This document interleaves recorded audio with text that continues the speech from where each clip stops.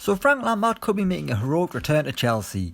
The former midfielder is the club's all-time leading goal scorer, and after just 1 year in management with Derby, could be about to take the reins to Stamford Bridge following the departure of Maurizio Sarri. But which other club legends have returned to their former team to become manager? Arsenal, George Graham. The Scot spent most of his playing career at Arsenal, representing the Gunners between 1966 and 1972, playing more than 200 times and scoring plenty of goals along the way. And in 1986 he returned to Highbury, this time in the dugout. Graham spent 9 years as Arsenal boss, adding 2 more league titles to the one he won as a player, as well as winning the FA Cup, 2 League Cups and a European Cup Winners' Cup.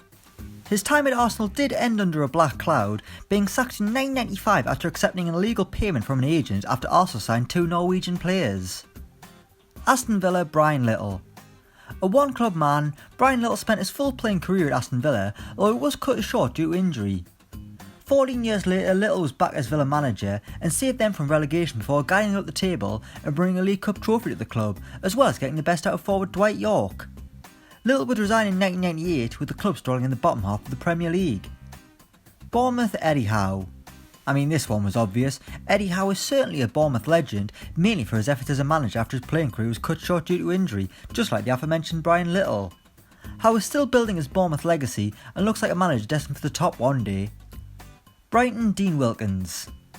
The midfielder had 2 very different spells as a Brighton player.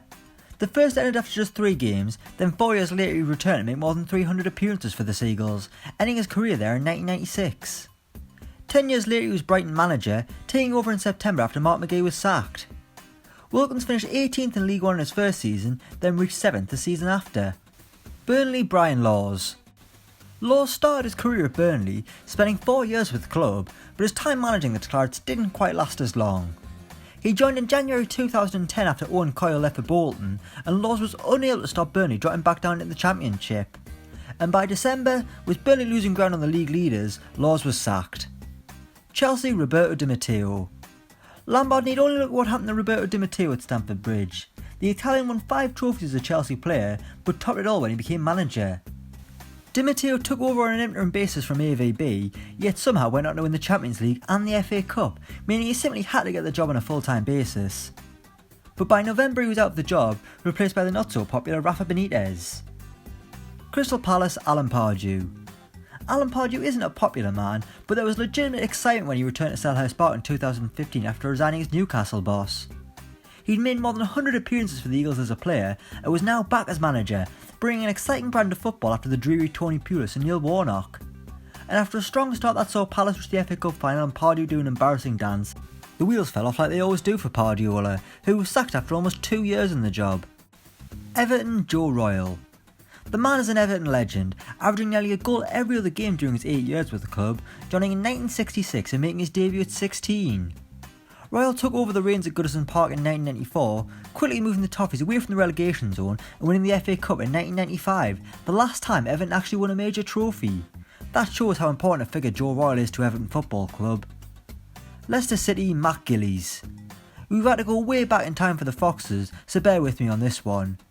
Matt Gillies played for Leicester in the 50s, joining in 1952 from Bolton and going on to play 103 times. In 1958 he would become manager, spending 10 years as boss. His side were nicknamed the Ice Kings, narrowly missing out on a cup double in 1963. Liverpool, Kenny Dalglish.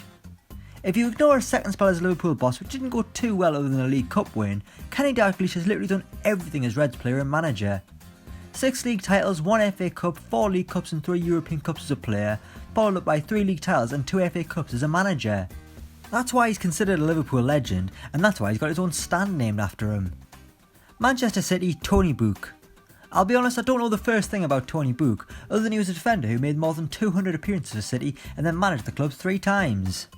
As a player he won the League, FA Cup, League Cup and Cup Winners' Cup during a golden spell for the club, then as manager he added another League Cup. Manchester United, Ole Gunnar Solskjaer. Another current manager, Ole Gunnar Solskjaer's heroic return to Manchester United is starting to unravel a bit. As a player he was the baby-faced assassin, a super sub who scored key goals, including in the 1999 Champions League final. His appointment as manager came as a shock following the departure of Mourinho, but Ole quickly batted off the doubters with a strong start. But after he got a permanent contract, the wheels have started to fall off, and the next season will define Solskjaer's spell as manager. Newcastle United, Kevin Keegan.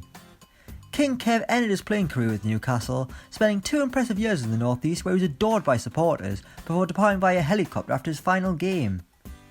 In 1992, Keegan would be back at St James's Park, this time as manager, where he created one of the most exciting teams in Premier League history, also known as the Entertainers.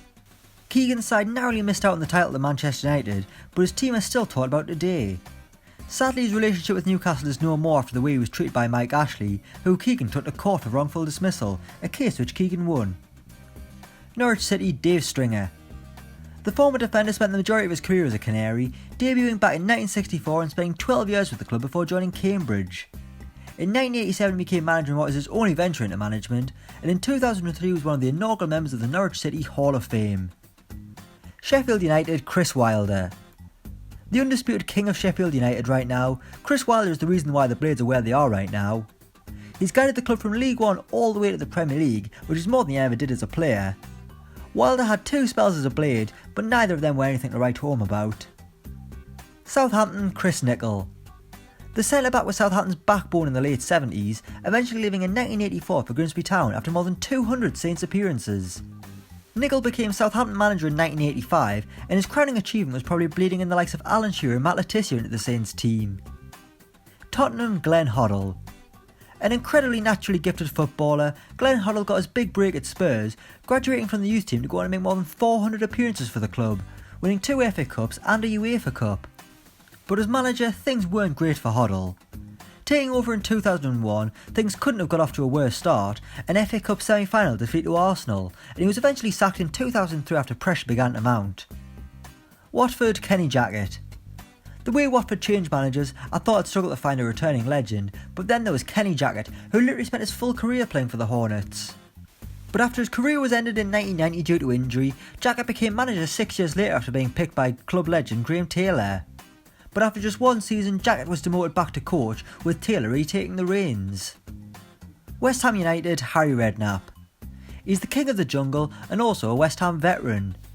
The wheeler dealer played for the Hammers between 1965 and 1972, and in 1994 became the club's manager after impressing at Bournemouth. He oversaw an exciting time for West Ham, establishing in the top flight while handing chances to talented youth players like Joe Cole, Frank Lampard and Rio Ferdinand, and signing huge names such as Paolo Di Canio. And finally Wolves, Stan Cullis. Honoured with a statue outside of Molineux, Cullis spent most of his footballing career at Wolves, playing for them between 1934 and 1947, then managing them between 1948 and 1964, winning 3 First Division titles and 2 FA Cups during his time with the club. A true Wolves legend who sadly passed away in 2001. So there we have it, that's 1 legendary player from each Premier League club who returned as manager. Let us know in the comments below how you think Frank Lampard will get on. Thanks for watching and don't forget to like, share and subscribe.